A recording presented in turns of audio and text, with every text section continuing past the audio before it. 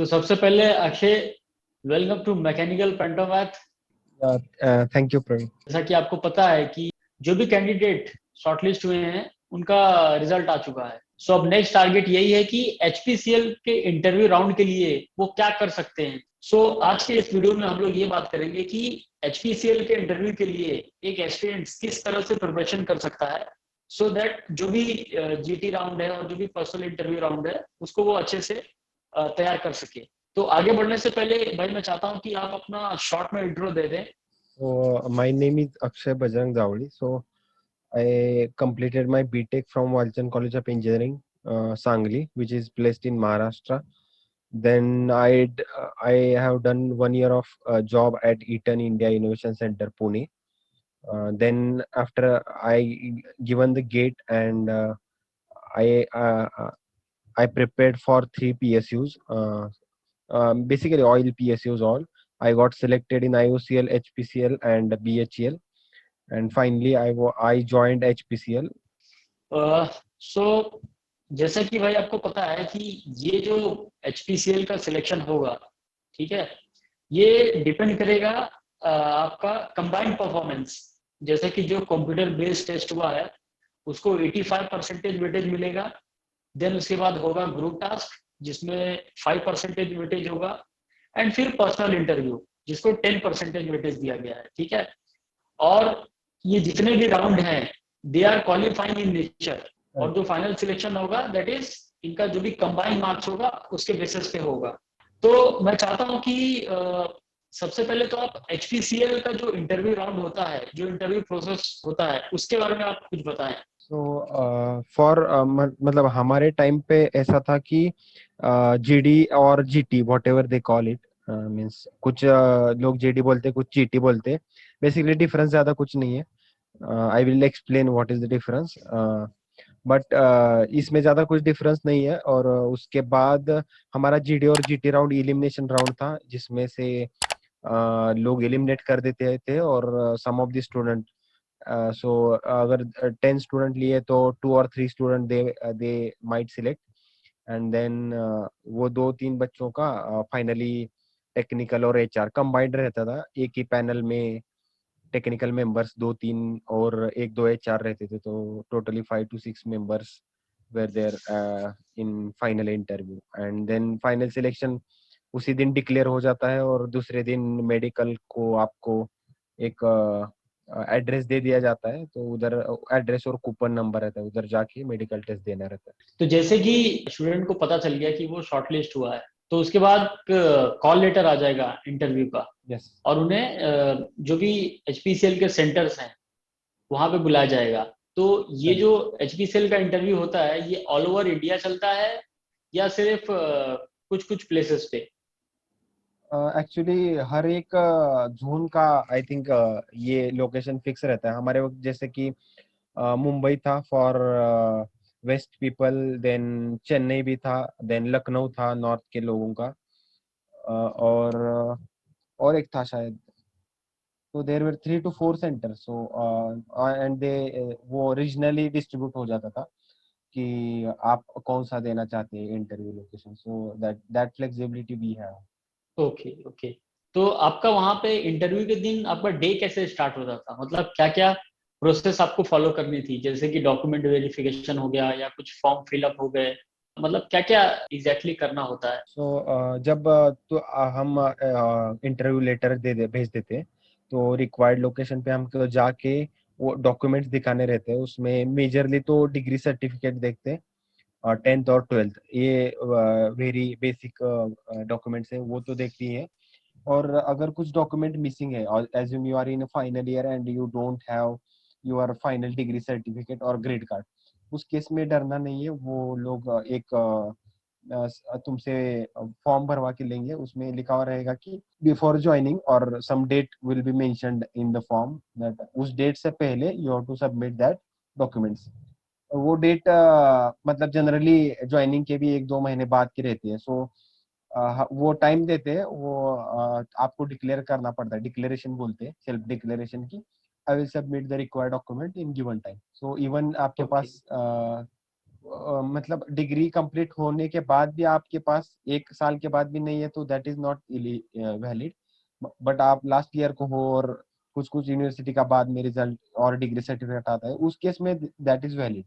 सो आपको वो लोग वो फॉर्म भरने को देगी। फॉर्म भरने के बाद वो सब डॉक्यूमेंटेशन होने के बाद आपको एक रूम में बैठाया जाता है बेसिकली सभी लोगों को, और उसमें नाम अनाउंस किए जाते हैं कि GD1 के लिए these 8 or 10 peoples are called in the room. So I think there okay. तो 10 स्टूडेंट जब आते हैं तो GD और GT बोलते हैं। BPCL में GD रहता है, इसमें GT। GT ग्रुप टास्क का बेसिकली मतलब क्या है कि if some task is given, for example एक फैक्ट्री है, उसमें एज्यूम एक एनवायरमेंटल इशू है और आप एनवायरमेंटल ऑफिसर है उधर के, मगर कंपनी के प्रॉफिट के लिए अगर आप वो एनवायरमेंटल इशू रेज कर देंगे तो प्रॉफिट पे हैम्पर होगा, जो कि कंपनी का नुकसान है। और as a environment authority what you will do, so you will act in the interest of ethics और इंटरेस्ट ऑफ BPCL और whatever HPCL IOC whatever. तो ऐसा टास्क रहता है। तो उसमें क्या रहता है कि you have to conclude as a group, मतलब आपको फाइनली 8 लोग मिलके बताना है कि इस प्रॉब्लम का ये सॉल्यूशन है, और मेजोरिटी लोग एग्री होनी चाहिए। तो इसको बेसिकली ग्रुप टास्क बोलते हैं, where you have to perform certain task. मतलब कोई भी अगर आपको और एक टॉपिक हमारे वक्त ऐसा था कि एक लीडर में कौन सी क्वालिटी चाहिए। फर्स्ट आप लिस्ट डाउन करो 10 लोग मिलके, और उसमें से मेजोरिटी से आप डिसाइड करो कि नंबर 1 क्वालिटी ये चाहिए, नंबर 2 क्वालिटी, मतलब रैंक देम फ्रॉम 1 to 10। और म्यूचुअली एग्रीएबल चाहिए। तो ये टास्क रहता है जिसमें आपको फाइनली कुछ तो आउटपुट एक्सपेक्टेड रहता है। और GD में बस एक टॉपिक दिया जाता है और you have to discuss, and at the end you have to summarise all the points. मतलब उसको कंक्लूजन बोलते हैं और समरी कहते हैं। तो इतना ही फर्क है बस, बेसिकली दोनों में तो डिस्कस करना ही है। एक में आपको okay. You have to present some output, और एक में आउटपुट प्रेजेंट करने की जरूरत नहीं, you have to just summarise all the process. तो ये प्रोसेस है। तो GD और GT होने के बाद, उससे शॉर्टलिस्ट होने के बाद, they will announce the name in 5 minutes कि ये बंदे शॉर्टलिस्ट हुए हैं, और उनको फिर टेक्निकल और HR इंटरव्यू का कॉल आ जाता है। ओके, तो ये जो ग्रुप टास्क राउंड होता है इसका अप्रोक्सीमेट ड्यूरेशन कितना होता है? I think 20 to 30 minutes. IOCL जैसे कंपनियों में बहुत ज्यादा देते, 45 मिनट्स देते, मगर हम्म। HPCL और BPCL में सबसे कम समय देते हैं, और HPCL में I think from our time is 25 minutes, 5 minutes preparation and 25 minutes for discussion. तो टाइम तो सफिशिएंट था।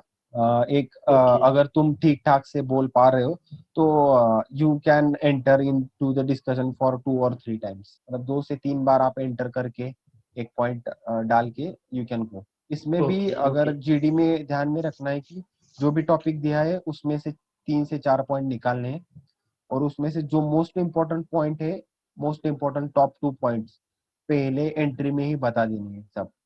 अब पहले 2 पॉइंट इम्पोर्टेंट, और बाद में जो लेस इम्पोर्टेंट पॉइंट है वो सेकंड और थर्ड।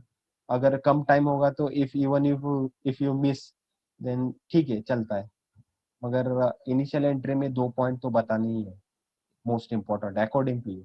ये जो ग्रुप टास्क होता है इसके प्रिपरेशन के लिए एक स्टूडेंट क्या कर सकता है? मैंने जब ये सेम प्रोसेस से मैं गया था, पहला मेरा BPCL का था, और मैं विदाउट प्रिपरेशन गया था BPCL में। और BPCL में कैसा है, 1000 रैंक तब सभी बच्चों को बुलाते हैं, इसलिए कंपटीशन बहुत हाई था, और मैं पहले GD से ही बाहर हो गया। So I was kind of depressed, क्योंकि पहला ही कॉल था और पहली PSU हाथ से निकल गई, एलिमिनेट हो गया पहले ही राउंड से। तो उसके बाद मैंने प्रिपेयर किया, और बाद में के जितने भी GD दिए सब मेरे क्लियर हुए हैं। सो प्रिपरेशन इज की इन GD।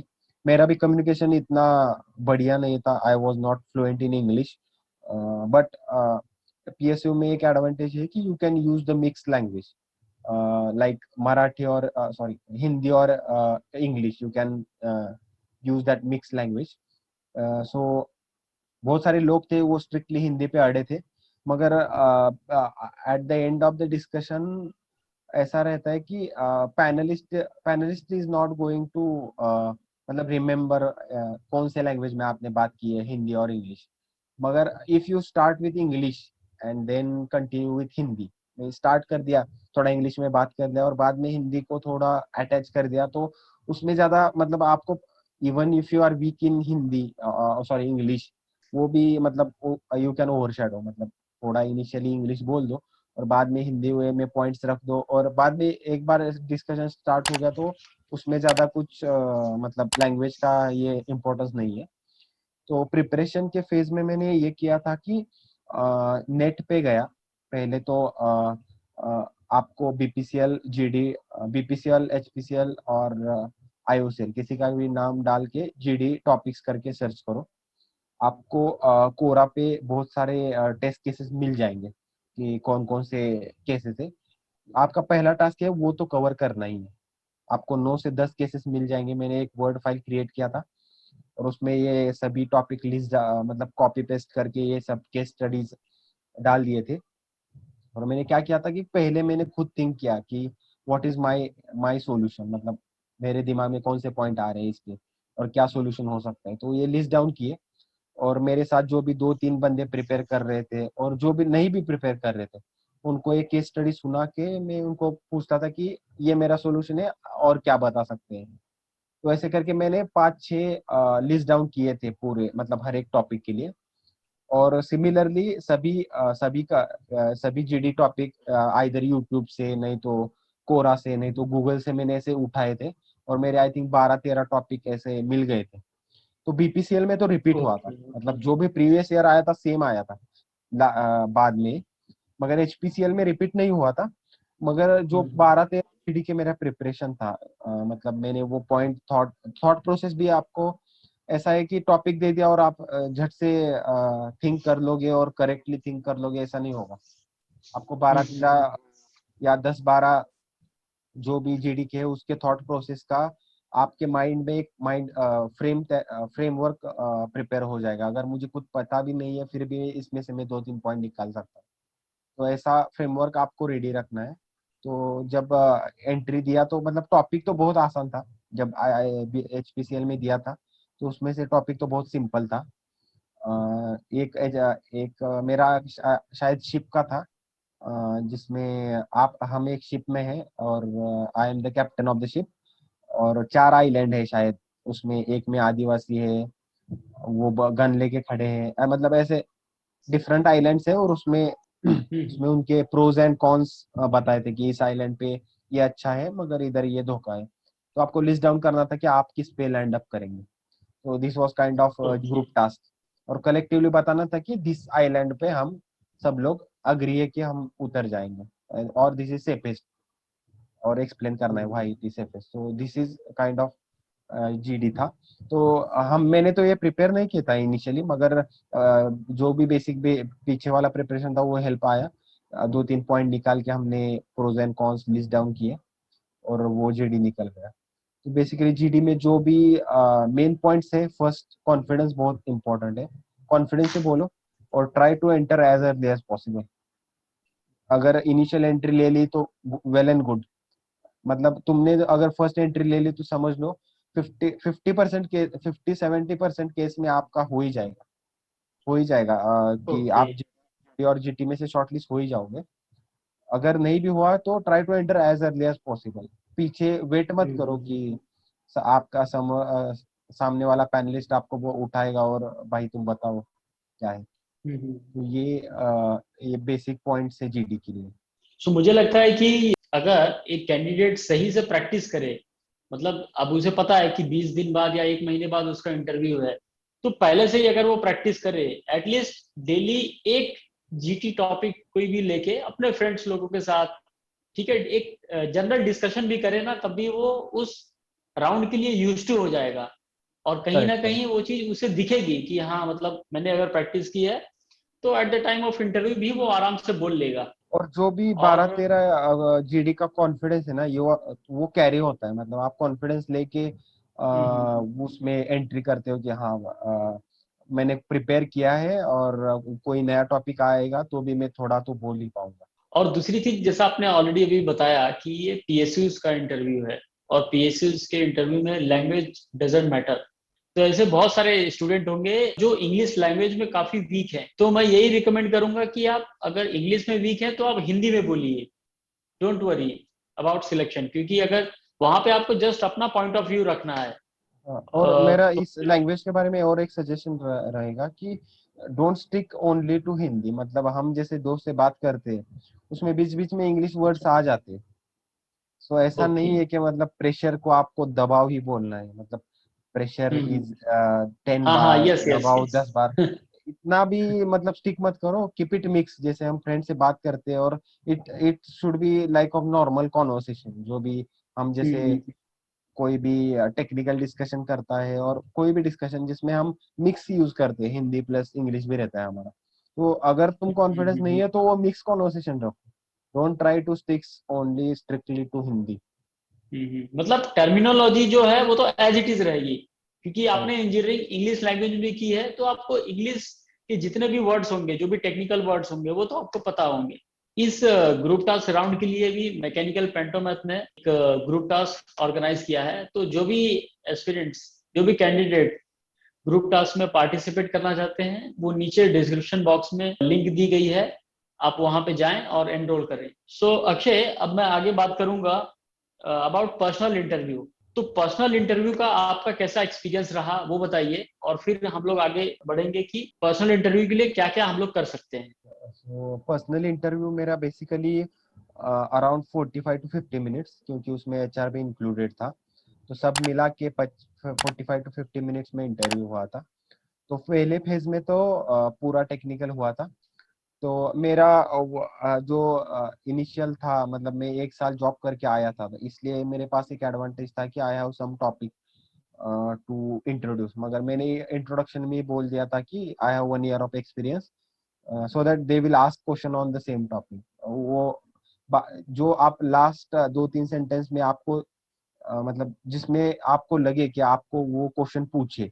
For example you are okay. Strong in your project, और आप अपने कुछ वर्क एक्स या कुछ इंटर्नशिप पे स्ट्रांग हो और आपको लगे कि क्वेश्चन उस पे पूछना चाहिए, तो जब भी आप इंट्रोड्यूस करें कि मैं मेरा नाम एक्स वाई जेड है, मैं एक्स वाई जेड कॉलेज से पढ़ा हूँ, ये डिग्री की है। और जो भी एंड कर रहे हो ना, आप एंड में ऐसा डालो कि वो उस पे क्वेश्चन पूछे। एंड के 2-3 लाइन है ना, उसमें आप जिसमें कॉन्फिडेंस हो वो वाला डाल दो, जैसे कि वो आपको उसी टॉपिक पे क्वेश्चन पूछे। मतलब आप आपका initial direction of interview you can decide. Initially आप अगर डाल दिया कि ऐसा ऐसा किया है और ऑयल एंड गैस रिलेटेड होगा, तो that would be added advantage. कुछ कुछ लोग मैंने देखे थे इंटरव्यू के इसमें कि जिन्होंने खुद आईओसीएल एचपीसीएल में इंटर्नशिप की थी, तो उस केस में आपको एडवांटेज है। तो इनिशियली तो वो पूछा, और उसके बाद मैंने ये डाला था कि मेरा एक्सपीरियंस है, तो उसमें एक्सपीरियंस का थोड़ा पूछा। और ये जो तीनों भी ऑयल पीएसयूज है, इसमें एक कॉमन है कि आपको पूरा सिलेबस नहीं पूछेंगे गेट का।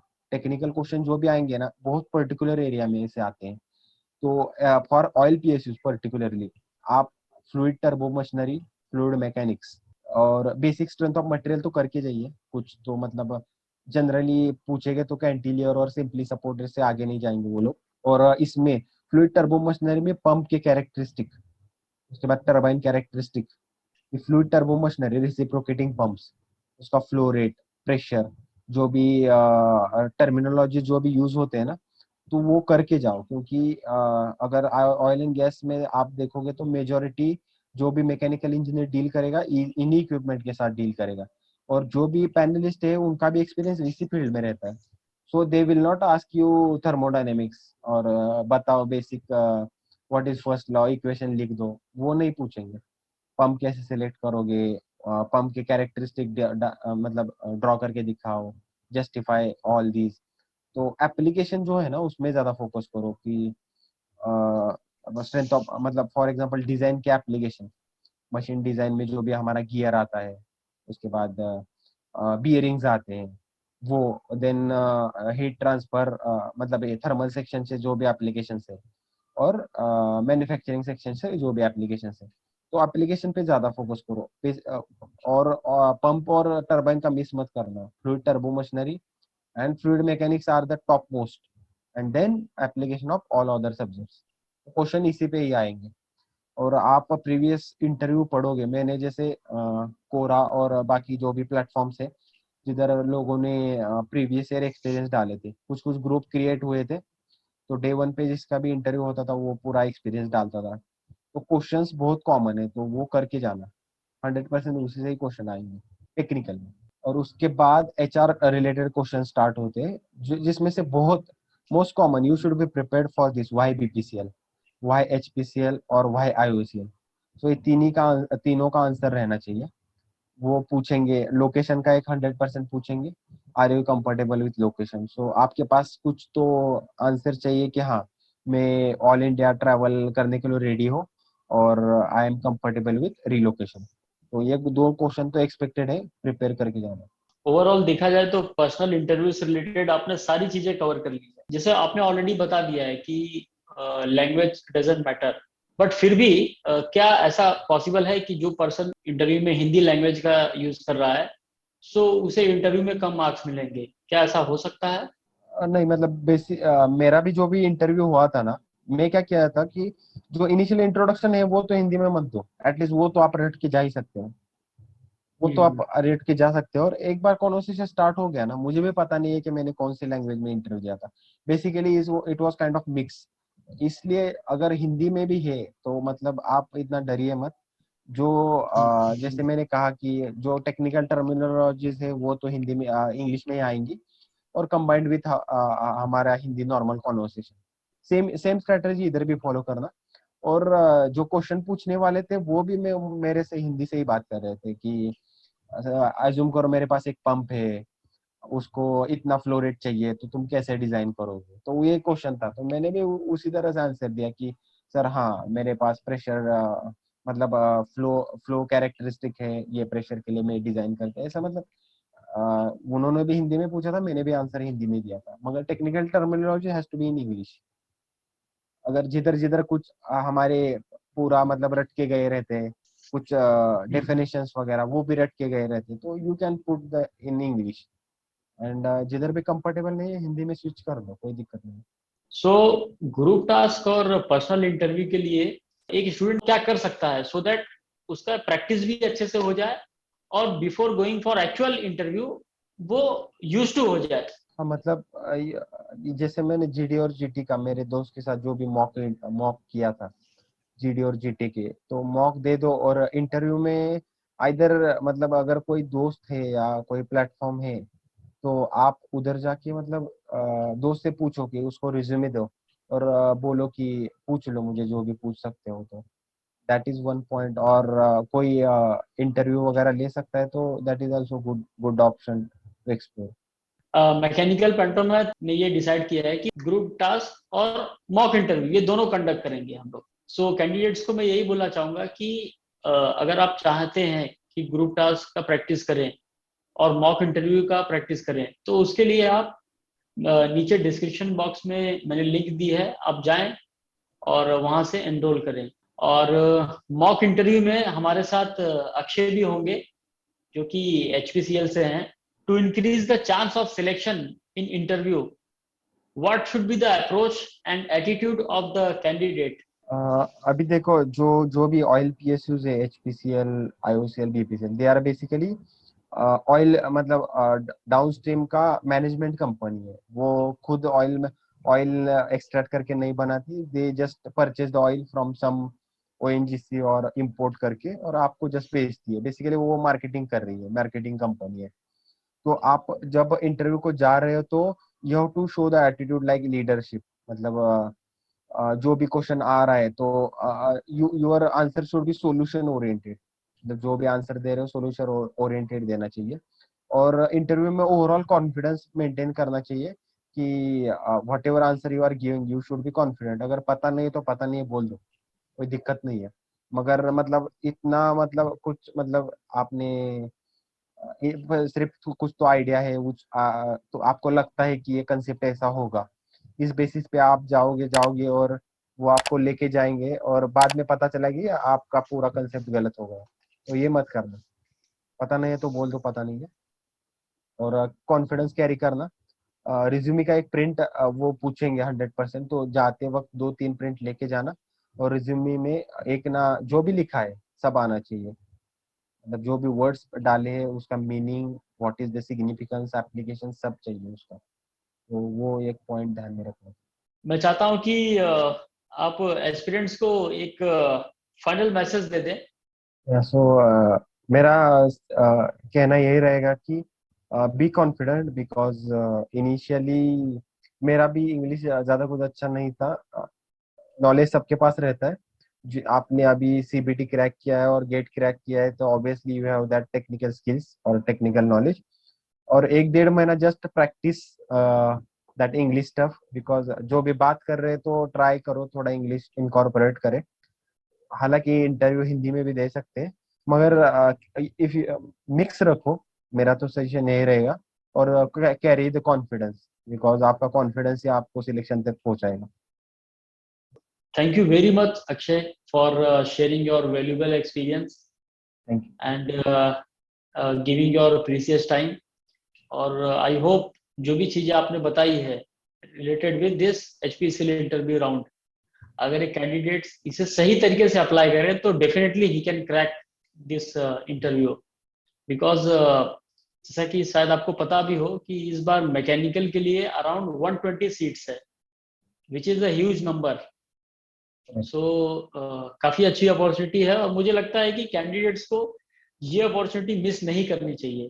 ठीक है, तो इसके लिए जो भी बन पाए जितना भी हो सके प्रैक्टिस कर लें। हमने एक टेलीग्राम ग्रुप भी बनाया है जो कि HPCL इंटरव्यू के लिए है, तो आप जाएं वहां पे ज्वाइन हुए। सो और इसके अलावा अगर आपको कुछ डाउट है, कोई क्वेरी है, तो आप नीचे कमेंट सेक्शन में भी पूछ सकते हैं।